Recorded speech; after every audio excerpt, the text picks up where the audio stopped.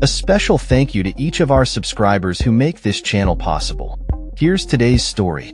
In a significant move that has sent shockwaves through the diplomatic community, the State Department is set to begin layoffs as early as this Friday. This decision comes as part of the Trump administration's sweeping plan aimed at reorganizing the department and cutting its U.S. workforce by approximately 15%. According to inside sources, the layoffs will include a mix of involuntary reductions in force, RIF, and voluntary departures from staff members who participated in buyout programs. This drastic measure is expected to affect nearly 1,800 positions, which is in line with a plan previously submitted to Congress. The reorganization plan was formally announced in May, where the State Department laid out intentions to eliminate about 3,400 U.S.-based jobs and close or merge nearly half of its domestic offices. The rationale behind these cuts focuses on streamlining operations to prioritize diplomatic efforts.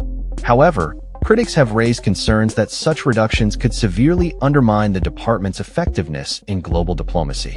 As part of the restructuring, the department is closing or merging numerous U.S.-based offices and altering its organizational chart.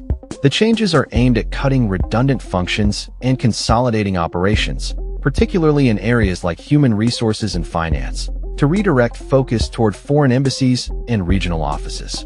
For instance, multiple offices overseeing sanctions will be consolidated into a single entity, a move officials argue will enhance efficiency.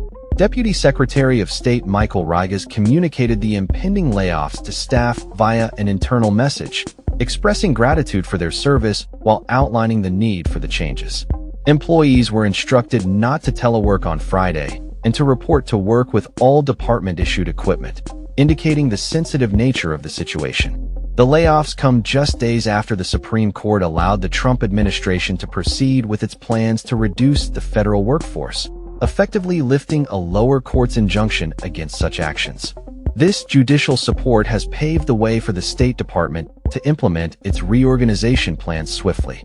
Secretary of State Marco Rubio, speaking from Malaysia, emphasized the necessity of these changes, stating that the department's structure had become bloated and that streamlining was essential to meet contemporary global challenges. He assured that the Political Affairs Bureau, which manages the U.S.'s relations with individual nations, would largely remain unaffected by the cuts. Despite the administration's claims of efficiency, the proposed cuts have sparked backlash from various quarters, including Democratic lawmakers who argue that such reductions could jeopardize American diplomatic efforts. The American Foreign Service Association has also voiced concerns, advocating for a more thoughtful approach to restructuring that does not demoralize the workforce. Many employees within the department are expressing alarm over the impending changes.